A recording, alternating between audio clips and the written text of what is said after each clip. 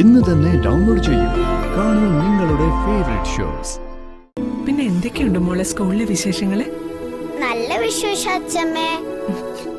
സ്കൂളിലെ ടീച്ചർമാർക്കെല്ലാം എന്നെ വലിയ ഇഷ്ടമാ. ഓ അങ്ങനെയാണോ?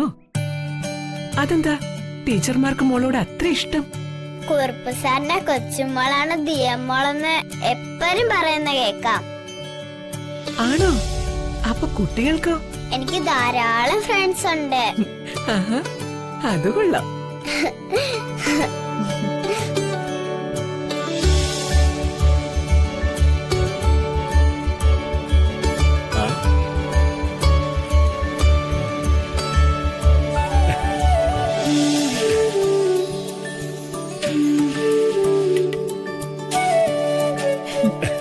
അച്ചച്ചാ, മോളെപ്പോ വന്നു? ഇപ്പൊ വന്നതേ ഉള്ളൂ അച്ചച്ചാ. മോളുടെ വരവ് തീരെ പ്രതീക്ഷിച്ചില്ല കേട്ടോ. അതുകൊണ്ട് മിഠായി ഒന്നും വാങ്ങിയതുമില്ല. സാരമില്ല, നമുക്ക് വരി ഉണ്ടാക്കാം.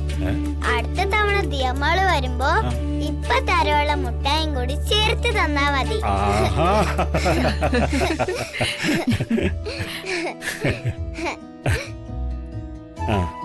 പിന്നെന്തൊക്കെയാ മോളെ വാടക വീട്ടിലെ വിശേഷങ്ങള്? ഒരു കുഴപ്പമില്ല അച്ഛാ. ജഗൻ അത്യാവശ്യം ഉത്തരവാദിത്വബോധമുള്ള ആളാ.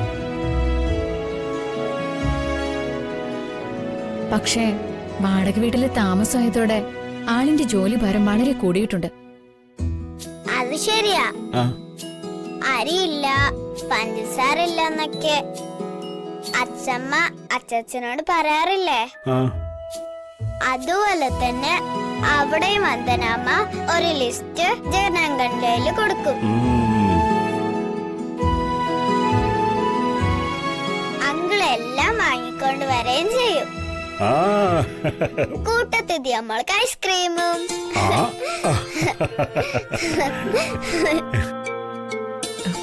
മധുവേട്ട, ഞാൻ തന്നയിച്ച ഭക്ഷണം കഴിച്ചില്ലേ?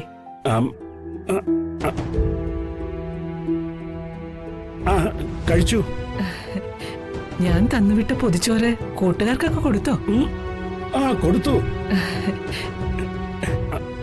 എല്ലാവരും ഭക്ഷണത്തെ കുറിച്ച് നല്ല അഭിപ്രായമാണ് പറഞ്ഞത്. നല്ല രുചിയുണ്ടത്രേ. എന്താ ഭക്ഷണപ്പൊതിയുടെ കാര്യമൊക്കെ പറയുന്നേ? എനിക്കൊന്നും മനസ്സിലായില്ല. അത് പിന്നെ എനിക്ക് ഉച്ചയൂണിനായിട്ട് പൊതിച്ചോറ് കെട്ടി തന്ന കൂട്ടത്തില് 2-3 പൊതിച്ചോറ് കൂടി ചന്ദ്രിക തന്നയച്ചിരുന്നു കൂട്ടുകാർക്ക് കൊടുക്കാൻ. അത് കഴിച്ചിട്ട് അവര് പറയുന്ന അഭിപ്രായങ്ങൾ വന്നറിയിക്കണമെന്ന് പറഞ്ഞിരുന്നു. അതിനെ കുറിച്ചാ പറഞ്ഞത്. ചന്ദ്രികയുടെ കൈപുണ്യത്തെ കുറിച്ച് അവിടെ എല്ലാരും വാതോരാതെ സംസാരിച്ചു.